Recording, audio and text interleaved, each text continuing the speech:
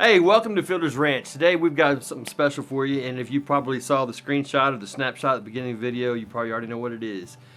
We're going to make some chicken strips from scratch, show you how to make them a little bit more crispier than probably the way you've been making them, or just another way to season them up, have a couple of sauces for you at the end. Can't wait to get started. So stick around, hang around, let's make some good stuff to snack on for the Super Bowl coming up.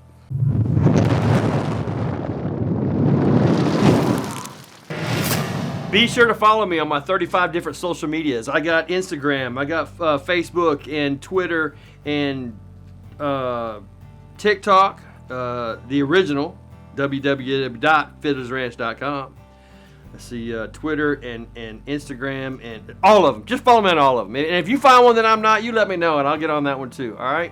Follow me. Appreciate you. So we're going to start off by taking our chicken tenders and you can use chicken breasts and cut them up. You can pound them and cut them up, but I'm going to go ahead and use chicken tenders because they start off already tenderized based off of where they come from on the chicken. Chicken tenders, in case you didn't know, the breast is attached to the backbone of the chicken, and on the very underside there's a muscle there called a tenderloin, and that's what the chicken tender is. It just comes straight off. It's a muscle that's hardly used on the chicken, so it just naturally comes more tender than the rest of the chicken. So you can use, like I said, you can use the chicken breast if you want. I'm going to use the tenderloin, and I am still going to take and thin these out. Not thin them out, they're already pretty thin as you can see, but I'm going to put them in this little baggie here, and I like to take and struggle with it in the wind because we literally just had a cold front come through about 5 minutes ago. Which is always a nice thing in Texas, is the cold fronts. But I'm going to take and I'm going to put my chicken tenders in here in this Ziploc bag, and we're going to give them just a little bit of pounding to help thin them out and make them a little bit more tender, more than they already are. And always like to take a little bit of oil and put in the bag. That helps to keep the chicken from sticking to the bag. When that happens, what you end up with is chicken that tears, and you don't want chicken that tears. Torn chicken is a worn chicken. I don't know. Torn chicken is not good. So try to get as much of the air out as you can, and just work around a little bit so you get some of that oil all spread out. It's easier to do one at a time, but we didn't do that this way. That's not how I roll today. Oh, look at this right here. So you can take whatever you want. I happen to have a mallet, so we're just going to give it just literally, because they're already thin, they're already tender, they're already soft, maybe 2 pounds a piece, and that's about all you need.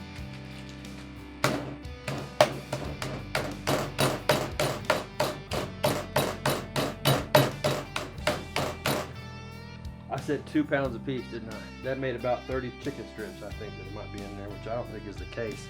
That's all right. So we're gonna. That's enough for both of them, actually, or for both sides, all the chicken tenders. So we're gonna dip these in a bag, or drop these in a bowl here. And to this, we're gonna add our little marinade. Again, this is better for if you use chicken breast, cut up chicken breast. But we're gonna add about 1.5 cups of buttermilk. Now, let me point something out on the buttermilk. I use Borden buttermilk because it is the only one I can find where I'm from that is not low fat or non-fat or fat-free. It actually has a saturated fat content. It's about 8. The rest are low at 3 to 0.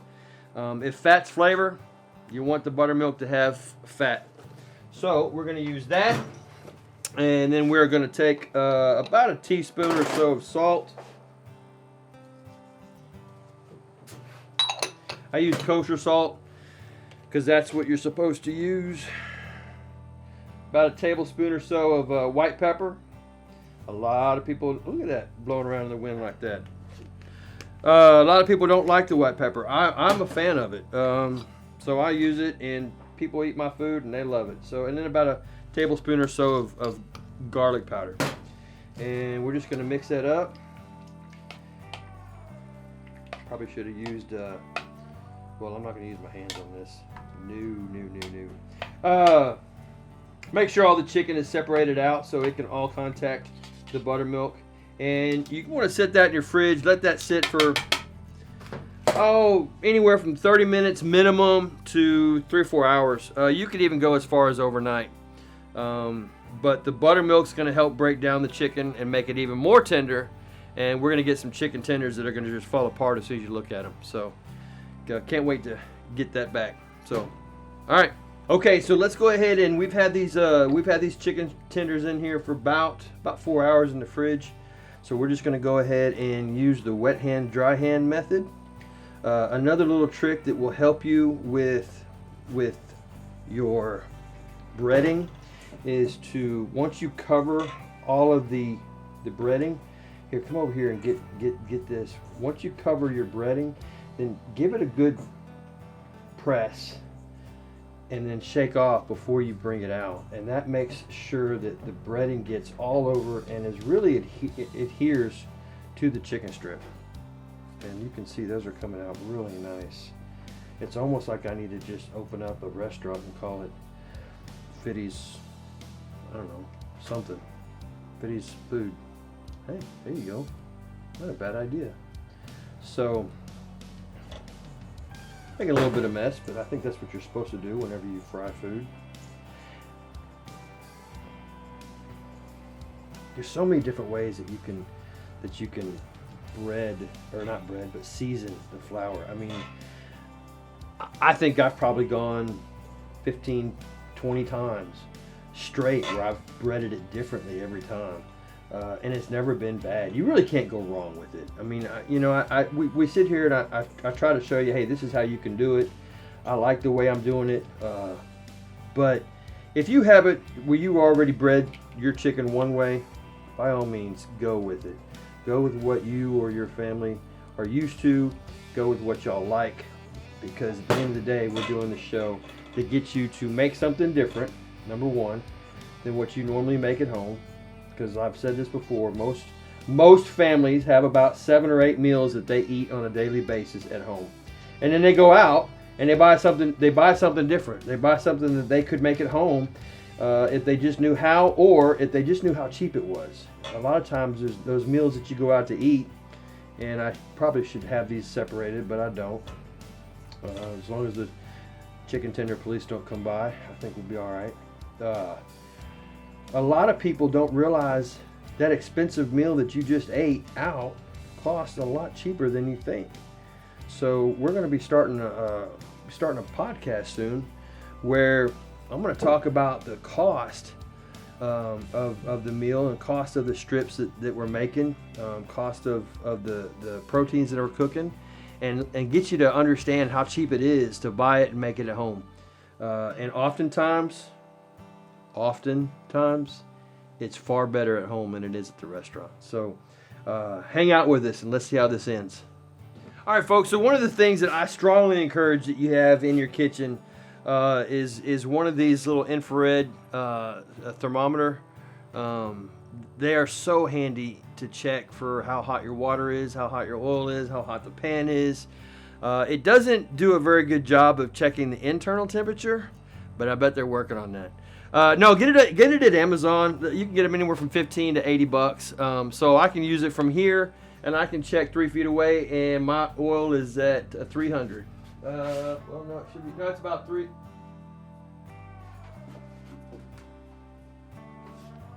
Yeah, 350.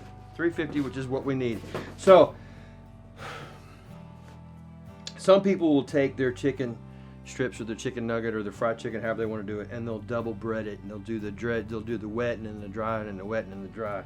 Nothing wrong with that. I've done it before. Seems like a lot of extra work. One of the things that I like to do, if you look real close, we've breaded the chicken tenders, and you can see how the moisture starting to come out to the edge of the flour.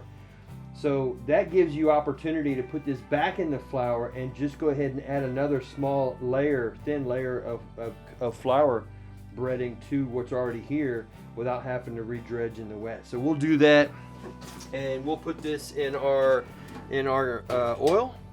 And you don't want to overdo it because that is going to be where you'll end up with chicken that sticks and chicken that is cools the oil down too much. So we'll do. These are pretty big. They got pretty thick wide-wise. So we're gonna just stick with 3, and we'll let those go for 6 minutes, and be right back. All right, so we're gonna go ahead and make a sauce for these chicken tenders that we made up. We're gonna start with a little bit of Japanese mayo. Well, yeah, a little bit. About 3/4 of a cup, which is about as much as I'm gonna get out of this thing. Let's see if I can't hit the camera. All right, there. That's about 3/4 of a cup. And then we're gonna start with 5 tablespoons of ketchup.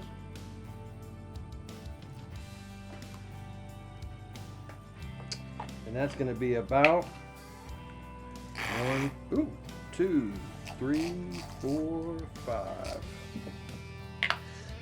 Depending on the flow of the ketchup out of the bottle, I can count pretty accurate. 1.5 tablespoons of Worcestershire sauce. And we're going to take about 1 teaspoon of black pepper. And about 1.5 teaspoons of salt. And we're just going to mix that up. Oh, no, we're going to do a little bit of garlic paste. Now you can do garlic cloves. It helps if you open it. Let's open this up. You can do garlic cloves, you can do garlic powder, you can do garlic paste. I'm going to do garlic paste because I want to. Perfect. About 1.5 teaspoons or so of the garlic paste. And we're just going to mix that up. Doesn't look very appetizing right now, but good thing we're not eating it that way, right? And get that all mixed up nice and good. Mix it like I guess it's some. Oh, look at that. Looking kind of familiar, isn't it? Yes it is. Tell you what.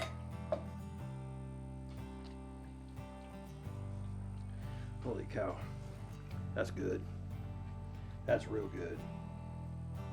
That's really, really good. We should just make a show on just the sauce. And you don't even have, just go sit down with a bucket of sauce and eat that while you're watching the game. Heck yeah. All right, before we get started, actually I want to make one more quick sauce. Something that you can toss them in, or you can, oh, this is gonna be awesome. You can toss them in these, or you can just dip them. It's a little bit less mess, a little bit less work to dip them, but I'm going to take about a 1-to-1 ratio of whatever buffalo sauce you like. Frank's is a very common one that we use here. And one of these days I'll do an episode on how to make your own ranch, but not today. We're going to take and we're just going to mix these together. And it's just going to be a buffalo flavored ranch, or maybe it's ranch flavored buffalo sauce. I don't know, but it Mad Dog 357. This adds the heat to the hot wings or hot strips or boneless hot wing strips or whatever we're about to eat. This stuff right here it's sick hot. It's stupid hot. It's over 1 million Scoville units. So this will ruin a person's day in a heartbeat, which is exactly why we're going to do it. So here's what you do. The beauty about having something so stupid hot is that you can add one drop, hopefully, and that's enough to heat that up to the point in which it's got really good kick. Here, get a shot of that right there. A really good kick to this small dipping sauce. without changing the flavor. That's the cool part about it. I didn't change the flavor. It stayed the same, but there's enough Scoville units in that right now to really kick it up a notch. All right, so we're gonna try that. And I'm not gonna lick the fork because I've done that before. And it is not wise. Not wise at all. So let's get our chicken out of our little holder, our heat oven holder. There we go. And folks, I don't know if you can, oh, that's just crispy as all get out. I'll tell you what, that is ideal. That is insanely stupid. And I like to put them on the rack there so they don't soak up the grease. If you put it on as if you did if you put it on a paper towel. So we're gonna try that.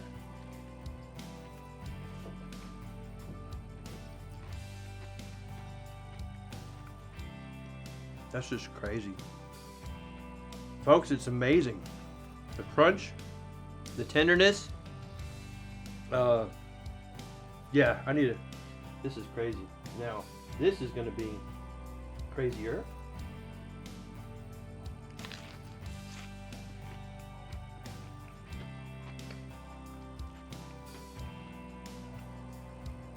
Definitely has heat to it, but it doesn't ruin it. Woo! Got some extra heat to it, but the taste is exactly what you want. You know, a buffalo ranch flavor. That man, that's perfect. Make these at home.